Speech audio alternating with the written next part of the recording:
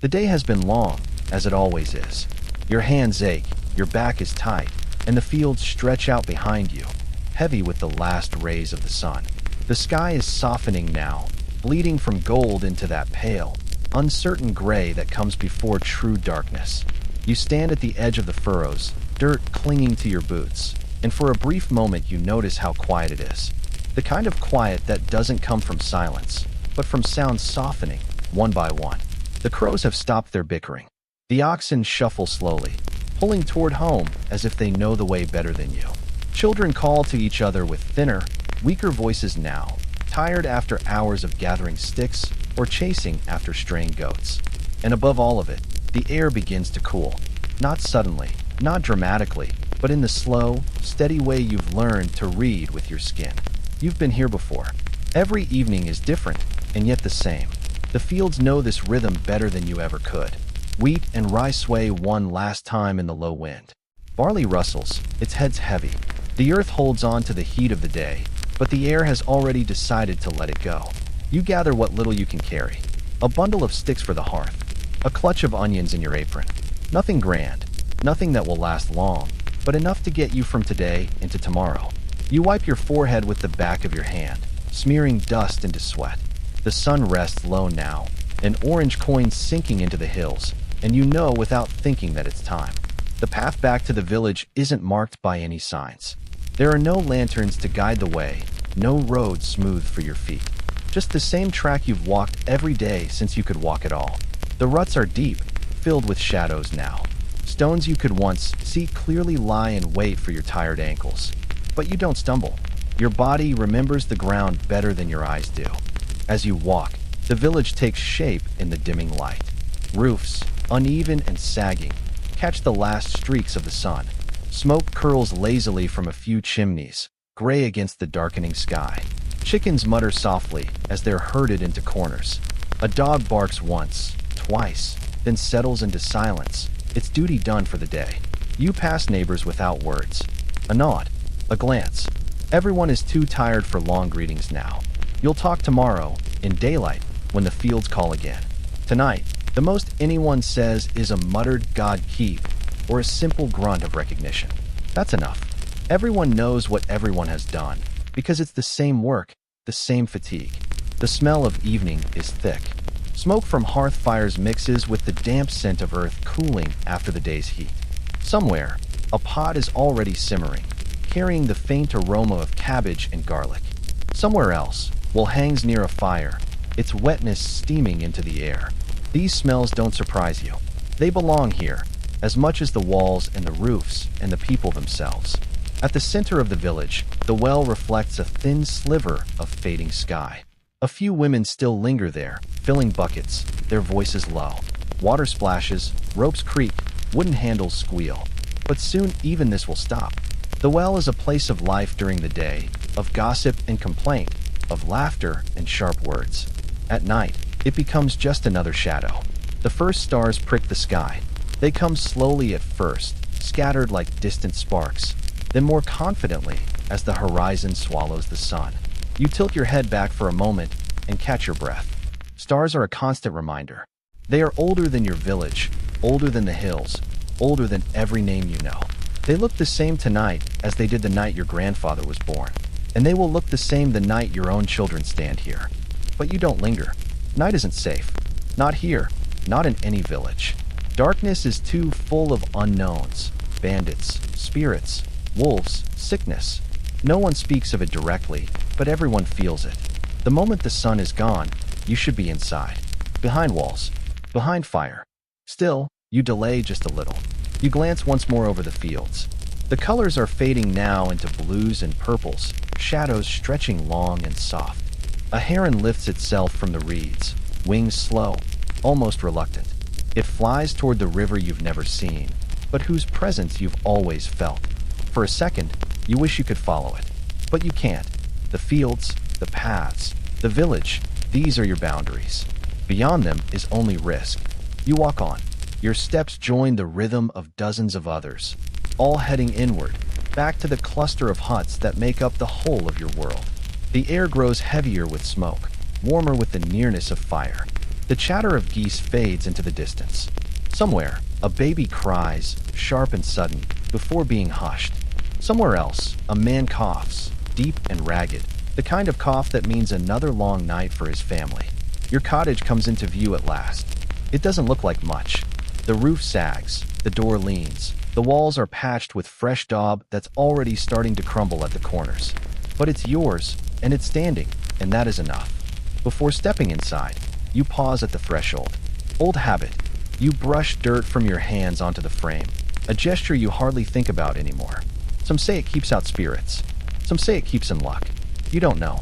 You just know you've done it since you were a child, and the house is still here, and so are you. That's proof enough. You duck your head as you step inside, careful not to strike the beam.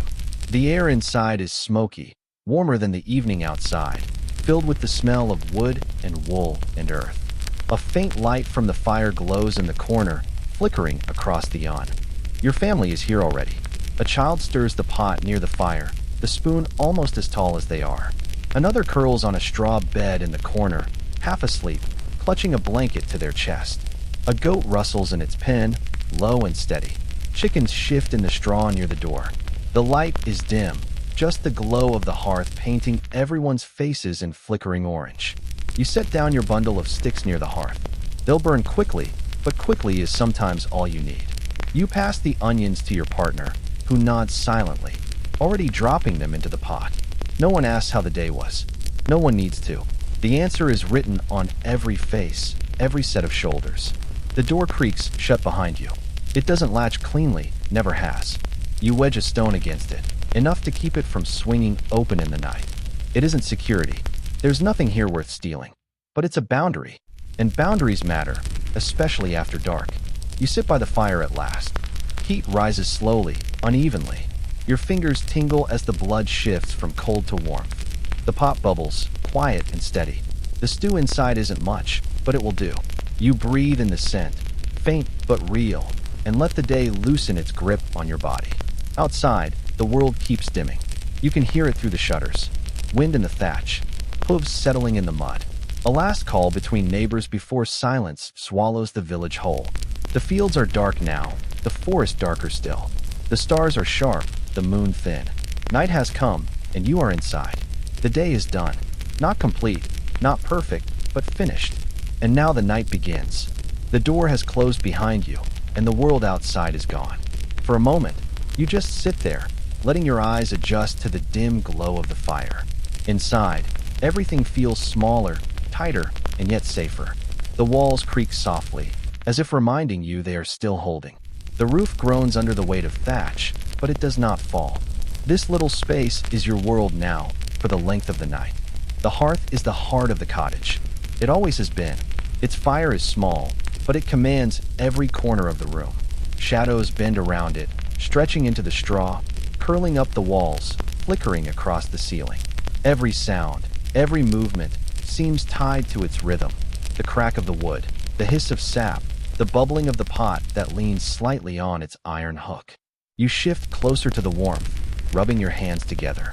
The heat doesn't reach far, just enough to sting your palms, to soften the ache in your joints. Beyond the circle of firelight, the corners of the cottage remain cold, almost damp, as though the night has already crept in and made a home there. Your partner tends the pot with quiet patience. The stew is simple: onions, water, maybe a scrap of dried meat if you were lucky this week.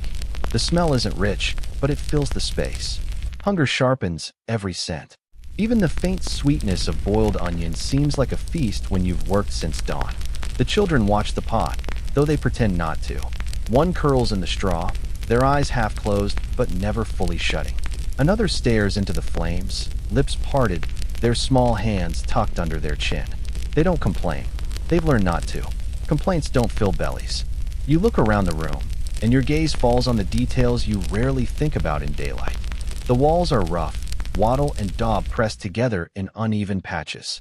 Cracks have opened where the plaster has crumbled away, showing the twisted sticks beneath. A spider has built its web in one corner, catching what little warmth it can from the fire. The roof beams are thick but rough, cut from trees you'll never know. The thatch above smells faintly of earth and smoke. You've patched it more times than you can count, always worrying if the next storm will tear it loose. The floor is nothing more than packed dirt, hard from years of footsteps. It smells of earth, of animals, of smoke ground into it by boots. In one corner lies the straw bed, a tangle of reeds and grasses, flattened and uneven, covered by rough woolen blankets. It isn't comfortable, but it keeps you from the cold ground, and that is all it needs to do. Near the door, the animals shift softly. A goat rustles in its pen, chewing at nothing, its breath steaming in the dim air. Chickens cluck faintly, settling into silence. Their presence is more than food. They are warmth, they are life, they are company in the long hours of night. You are never entirely alone in this space. You listen closely, and the cottage speaks in its own language. The crack of a beam, the shuffle of straw, the drip of water from a roof seam where the thatch isn't tight enough. The sigh of the fire as it draws smoke upward, out through the hole in the roof. It's not quiet, not really. It's alive with small sounds, a constant reminder that the world hasn't gone still just because the sun has set. You reach for the cup near the hearth, its rim chipped, its clay rough beneath your fingers. The water inside is cool, drawn earlier from the well. You take a sip, and it tastes of earth and stone, heavy but clean. For a moment, it clears the dust from your throat, but the ache in your stomach stays. Food will come soon enough, and until then, you wait. Waiting is what the night teaches. You can't rush it. The pot will boil when it's ready. The fire will burn as long as it has wood. The children will sleep when their bodies can't stay awake. Everything in this space moves at its own pace, and you've learned to move with it. The stew begins to thicken, its bubbles louder now. Your partner stirs it slowly, the wooden spoon clacking against the iron pot. The smell fills the room, sharp and sweet, carrying the promise of warmth. The children sit up a little straighter, eyes fixed on the fire now. You know that hunger yourself, that sharp pull in the belly that makes every second stretch longer than it should. At last, bowls are taken down from the shelf.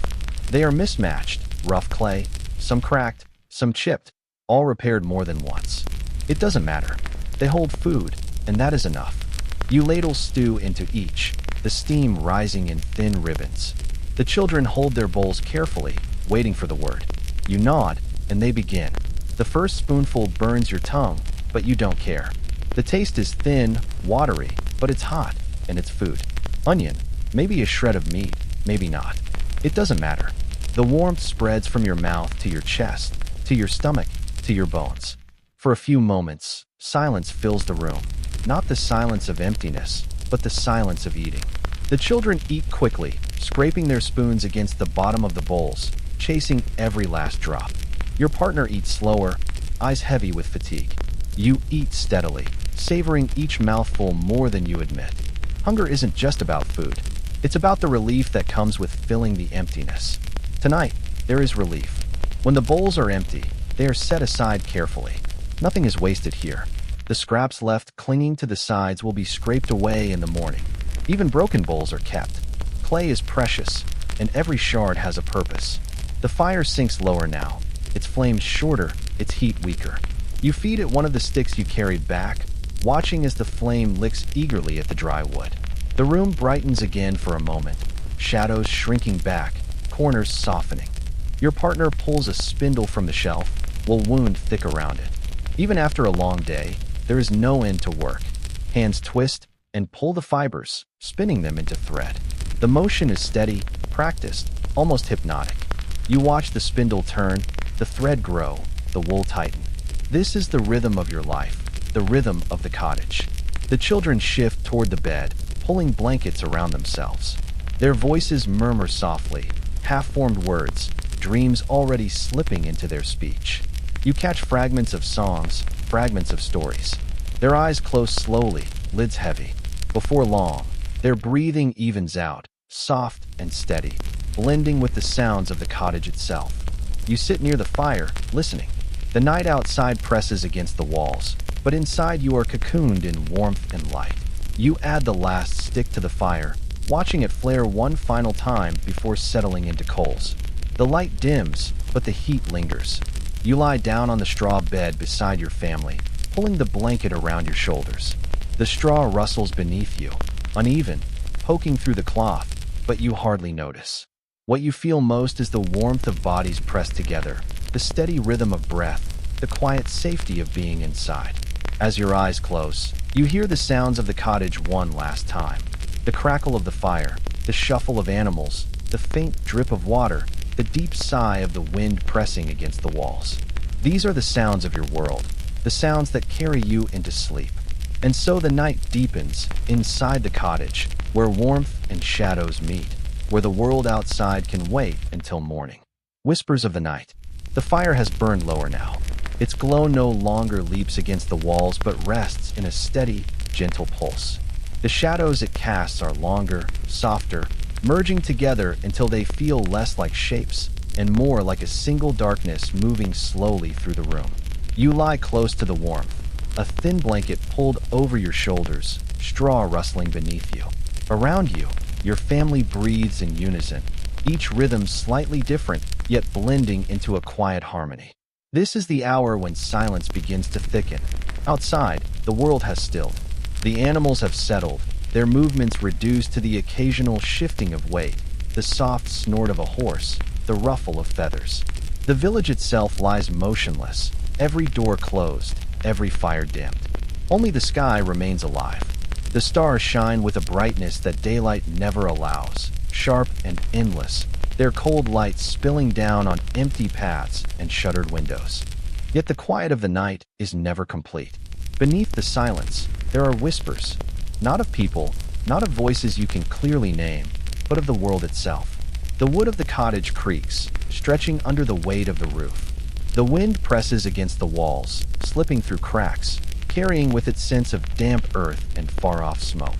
Somewhere beyond, in the fields, a fox cries, short, sharp, and startling. Then, just as suddenly, the sound fades, leaving the air emptier than before. You shift slightly, pulling the blanket higher. The straw pokes your skin, reminding you that comfort is rare, fleeting, never guaranteed. Still, it is better than the ground outside, better than sleeping beneath the sky with no roof at all. You are sheltered, and that alone is worth gratitude. Your eyes adjust to the darkness. Shapes take form. The curve of the pot by the hearth, the faint outline of the beam across the ceiling, the bundle of tools leaning near the door. Each one is familiar, part of your daily life. Yet in this dim light, they seem transformed. Ordinary objects take on new edges, new meanings. The plow handle looks like a crooked arm. The stool seems taller, stretched unnaturally by shadow. Even the door, slightly ajar despite the stone bracing it, appears larger, heavier, as though it might lead somewhere unknown. This is the hour when thoughts grow sharper. Daytime leaves little space for them. The fields demand your body. The chores demand your hands. The sun demands your eyes. But now, lying still, you cannot help but think. You think of the harvest, whether it will be enough to last the winter. You think of debts owed, of the Lord's men who will come to collect grain no matter how little is left for you. You think of your children, their futures tied so tightly to the soil, the seasons, and luck itself. You think of illness, sudden and unforgiving, of fevers that burn through a home without warning. And beyond these thoughts lies the fear of the dark itself, not the darkness of the room. You know this space, even with your eyes closed, but the darkness outside. The forest beyond the fields, deep and endless. The river, winding through shadows you have never dared to follow.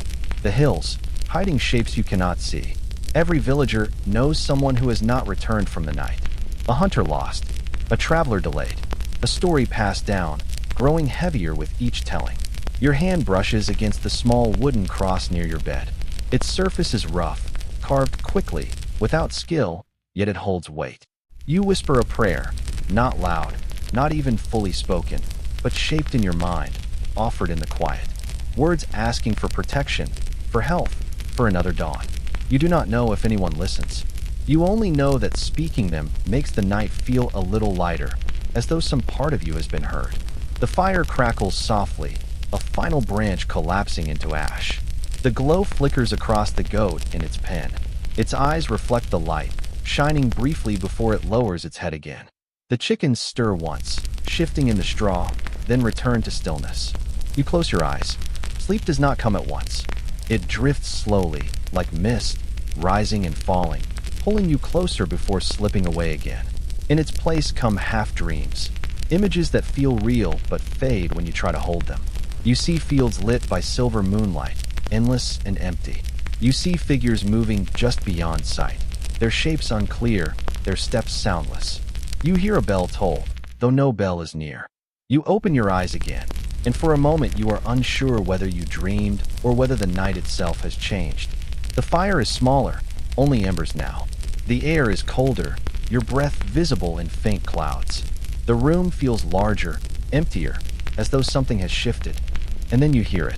Faint at first, almost imagined, the sound of steps outside. Slow, measured, not hurried like a thief, not heavy like a soldier, but steady, deliberate. One, then another. Gravel crunching underfoot, straw brushing aside. Your heart tightens. You listen harder, holding your breath. The sound pauses. Silence swells, thick and heavy. Then the steps continue, passing along the path near your door. They do not stop, do not turn. They move past, fading into the distance, leaving behind only questions. You tell yourself it was nothing. A neighbor returning late, perhaps. A drunk stumbling home. Maybe even an animal, though your gut tells you otherwise. Still, you say nothing. The family sleeps. Better not to wake them. Better to let the night remain unbroken. Your body relaxes, though your ears stay alert. Every creak of the walls, every rustle of straw, every whisper of wind presses against your senses. You think of the village as a single body, each cottage a rib, each fire a small heartbeat. Together they create a fragile life, glowing faintly against the endless dark. Without that togetherness, without the walls and the watchful eyes, the night would swallow everything. Slowly, sleep returns. This time it holds you longer, deeper. Dreams take shape. Some are soft, memories of harvest festivals, of songs sung by firelight, of bread baking in the hearth. Others are darker, visions of forests that never end, of rivers that drown their banks, of shadows that reach with unseen hands. Dreams and fears blur until you cannot tell one from the other. Hours pass like this. Time loses shape. There is only darkness, flickering light, breath, and dream. Still, for this moment, the whispers remain. The house creaks one last time. The wind sighs against the door. The embers glow faintly in their ash. The world holds its breath, caught between dark and light, between fear and hope. You remain in that space, resting, listening. The night has not yet released you fully. It still lingers, pressing its weight into your chest, filling your thoughts with questions that have no answers. But you know dawn is near. You know the whispers will fade. And you know, when the light finally comes, the village will stir again, carrying you forward into another day. The embers lie quiet now, glowing faintly like eyes half closed in drowsy thought. What little heat they give drifts upward in thin, pale threads of smoke, vanishing before they reach the ceiling beams. The fire that carried you through the evening is gone, and with it the comfort of its crackling voice. What remains is darkness dense, patient, unbroken. The room has cooled.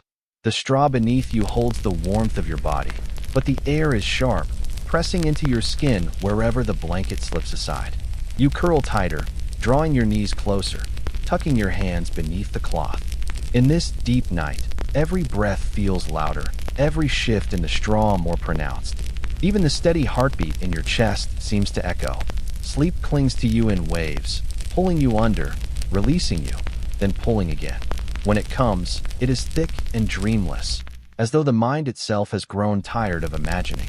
When it slips away, the silence greets you, vast and heavy.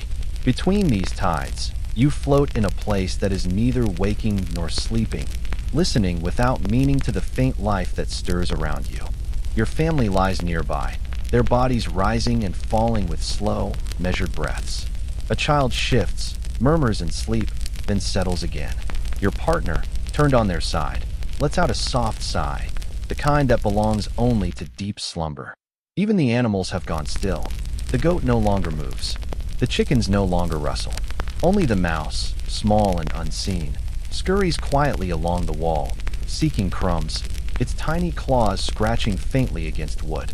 The village outside is silent, its rhythm paused. No cartwheels, no voices, no laughter spilling from the tavern. Every door is shut. Every fire has sunk. The paths that were once busy are now no more than dark lines through the earth, invisible under the star-heavy sky. Even the church bell, which marks the hours during the day, remains silent, as if respecting the depth of this stillness. Yet the night is never truly empty. You hear the wind shift, brushing against the thatch, sighing through the cracks. You hear the distant howl of a wolf, its call stretching across the hills, answered faintly by another too far to see. The sound carries with it the reminder that danger is never gone, only hidden, circling at the edges of the known world. In this hour, your thoughts take a different shape. They are not sharp and anxious, as they were at the start of the night. They are slower, heavier, almost blurred. Yet within them lies something deeper, questions you rarely allow yourself to ask. What lies beyond the village? Beyond the forest, the hills, the rivers? You've heard stories told by travelers, of castles too large to imagine, of cities where streets are never dark, of seas that stretch beyond the horizon. But in the quiet of this room, such places feel unreal, as distant as the stars. You glance toward the shutters. They are closed, yet you can sense the night pressing against them. It is as if the darkness outside waits, patient and endless, content to let you rest while it surrounds the world. The thought is both comforting and unsettling. You are protected by walls, by family, by fire. Yet you are also fragile, a single heartbeat within a vast and indifferent night. Dreams return. They arrive without warning, carrying you into places both familiar and strange. In one, you walk the fields at harvest, yet the grain is black and sharp as thorns. In another, you hear the church bell toll, but no one stands in the square. In yet another, you see the faces of loved ones, but their eyes are closed, their mouths moving without sound. You stir, opening your eyes to the same room, the same shadows, the same faint glow of embers. For a moment, you wonder if you ever slept at all. Time feels different here, stretched and folded. Minutes linger like hours. Hours vanish like moments. Your body is heavy. Muscles ache faintly from the day's work, plowing, carrying, bending, lifting. You know they will ache again tomorrow, and the day after, and for all the days that follow. Yet here, in the depth of night, the pain is dulled, softened by stillness. You almost welcome it, for it reminds you that you are alive, that your body endures. Somewhere outside, a branch cracks, not loudly, but enough to break the silence. Your eyes open wider. Your ears strain. You wait. Nothing follows. Perhaps it was the wind. Perhaps it was an animal. Or perhaps, you think, it was something else, something that moves when eyes are closed, something that belongs only to these hours. You pull the blanket closer and let the thought drift away. The cottage breathes with you. The walls creak softly, wood adjusting to the night's chill. The roof settles, thatch shifting in tiny cascades. The tools near the door stand in quiet patience, ready for the next day. Everything around you feels alive in its own small way, holding steady in the darkness, as though waiting with you for dawn. Time passes. You do not measure it, for there is nothing to measure by. Only the rhythm of breath, the rise and fall of your chest, the pulse in your wrist. Perhaps hours slip by, perhaps only moments. In this deep night, such differences lose their meaning. Your thoughts drift toward stories told in the village. Tales of spirits walking between homes, of the dead visiting their families, of lights flickering in the woods that lead travelers astray. You do not know if such tales are true, but lying here, in the thickest part of the night, you understand why they are told. The darkness has a voice, even if it does not speak. It has a presence, even if it cannot be seen. The wolf howls again, nearer this time. The sound is long, mournful, stretching until it seems to blend with the air itself. You imagine it standing at the edge of the forest, head lifted to the stars, calling not for prey, but simply to remind the world it is there. You wonder if someone in another village, far away, hears the same call at the same moment. Perhaps, in this deep night, you are not as alone as you feel. Your eyelids grow heavy again. You let them close, surrendering to sleep once more. This time, the dreams are gentler. You see fields of gold, sunlight spilling across the earth. You hear laughter, soft and familiar. You smell bread baking, warm and rich. For a time, the weight of the night disappears. When you stir again, the air feels different.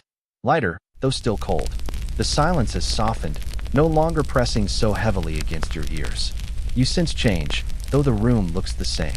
The embers glow faintly still, but their light is weaker. The darkness has thinned, not gone, but less absolute. The deep night is ending. You breathe deeply, filling your chest, releasing slowly. Your body relaxes. The hardest part has passed. Soon, though not yet, the sky will pale. Soon, though not yet, the first bird will call. Soon, though not yet, the village will wake. For now, you remain in this fragile moment, between the weight of the dark and the promise of the light. The deep night has held you, tested you, whispered to you, and though it lingers still, you know it will not last forever. You close your eyes once more, letting yourself drift with the faint rhythm of breath and silence, trusting that dawn will come, as it always has, as it always will. The darkness thins, slowly, silently, as though reluctant to leave. The heavy night begins to lift. The air feels lighter, not warmer yet, but touched by change. The deep black of the sky softens into a muted gray, the faintest hint of light seeping from beyond the horizon. You stir, opening your eyes to the dim shape of the room. The shadows are still here, but they are gentler now, less absolute. The long night is nearly over. Your body aches from the stillness of sleep, muscles stiff, back sore from the straw. Yet there is also relief, a quiet understanding that you have endured the hardest hours. You pull the blanket tighter around your shoulders, savoring the last moments of rest before the demands of the day rise again. A sound reaches you first, faint, tentative, fragile. A bird, calling from somewhere near the edge of the village. Its voice pierces the silence, a single note that grows into two, then three. Soon, another answers, then another. The chorus spreads, weaving itself into the morning air. The night resists, clinging to the corners of the room, but it cannot hold against this rising tide of life. The embers in the hearth have dimmed to ash, barely glowing. Their warmth has long faded, but they are no longer needed. The light that comes now is different, not born of fire, but of sky. It enters through the cracks in the shutters, faint streaks at first, then broader, stronger, spilling softly across the room. Your family begins to stir. A child shifts, yawns, rubs their eyes. Your partner turns, blinking in the pale light. The rhythm of sleep breaks, replaced by the quiet sounds of waking. Soft breaths, low murmurs, the rustle of straw. Outside, you hear the animals stirring too. A goat bleats, a rooster calls. Wings rustle as chickens move restlessly in their coop. The village itself is waking. You sit up slowly, pushing the blanket aside. The chill bites at once, sharper now in contrast to the warmth you leave behind. Your breath still shows in the air, thin clouds rising and fading. Yet there is something invigorating in this cold, a reminder that the day has begun. The shutters are opened, just enough to let the morning in. Pale light spills across the floor, stretching toward the hearth, illuminating the rough wood, the worn tools, the basket in the corner. Dust drifts in the beams of light, swirling like tiny spirits. For a moment, you watch them dance, weightless, carried by the faintest movements of air. The sky outside is shifting. The gray deepens into blue, faint streaks of gold spreading where the sun prepares to rise. The shapes of the village return, cottages outlined against the light, the tall steeple of the church, the curve of the fields. Smoke rises from the first chimneys, thin trails reaching upward, carrying with them the smell of fire newly kindled. You step outside. The air is crisp, damp with dew. The ground is cool beneath your feet. The earth itself seems to exhale, releasing the heaviness of night, welcoming the light. The sounds are clearer here. Birds in full chorus, animals stirring, the distant creak of a door opening, the muffled voices of neighbors greeting the morning. The fields stretch before you, silvered with dew. Each blade of grass catches the light, shimmering as though dusted with stars. The soil is dark and rich, waiting for the work to come. Beyond the fields, the forest stands silent, deep shadows still clinging beneath its trees. The river, too, glimmers faintly, its surface touched by the first threads of sunlight. The rooster calls again, louder this time, as though declaring victory over the night. The village answers. Doors open. Smoke thickens. The steady rhythm of morning begins. Buckets filled with water, fires stoked, bread prepared, animals fed. Each sound joins the others, layering into a song of waking life. You take it in slowly, breathing deeply, feeling the cool air fill your lungs. There is no rush, not yet. The day will bring its weight. Work in the fields, labor with hands and back, the endless tasks that sustain life. But for this brief moment, the village belongs not to toil, but to light. The dawn is a gift, quiet and fleeting, before the demands of survival return. You glance east. The sun rises, a pale circle at first, then brighter, stronger, spilling gold across the land. The sky burns with color, orange, pink, yellow, blending into the deep blue above. Shadows stretch long across the fields, reaching toward you, then shrinking as the light grows. The world feels new, as though it has been remade while you slept. Your mind lingers on the night just past. The silence, the fears, the dreams, the long hours of darkness. They seem distant now, like memories fading with the shadows. Yet they remain a part of you, shaping the way you see the light. Without the weight of night, dawn would not feel so bright, so full of promise. The village stirs louder now. A cart creaks down the path, its wheels crunching on the earth. A woman calls to her child. A man leads an ox toward the fields. The smell of baking bread drifts through the air, warm and rich. Life has resumed, steady and unbroken, as it has for generations. You return inside briefly, wrapping the blanket around your shoulders one last time. The hearth is cold, but the room no longer feels lifeless. Light fills the space, settling on every corner, chasing away the shadows. You glance at your family. They, too, are readying themselves, stretching, yawning, preparing for the day. There is comfort in this shared rhythm, in knowing that all rise together, all endure together. The last stars fade from the sky. The wolf's call has gone silent. The fears of the deep night are forgotten, replaced by the certainty of work, of routine, of life continuing. You step outside once more, this time to begin your part in the day's labor. The dawn has passed, morning has arrived, and so ends the night in the medieval village. A cycle of silence and sound, of fear and comfort, of darkness and light. Each night is the same, yet each dawn feels new. For in surviving the night, you do more than endure, you carry forward the promise of another day. As the medieval village wakes and the sun rises over the fields, you too are reminded of the rhythm of life, darkness always giving way to light. If you enjoyed this journey through the medieval night, don't forget to like this video, subscribe for more immersive history storytelling, and share it with a friend who loves history as much as you do. Turn on notifications so you won't miss the next story.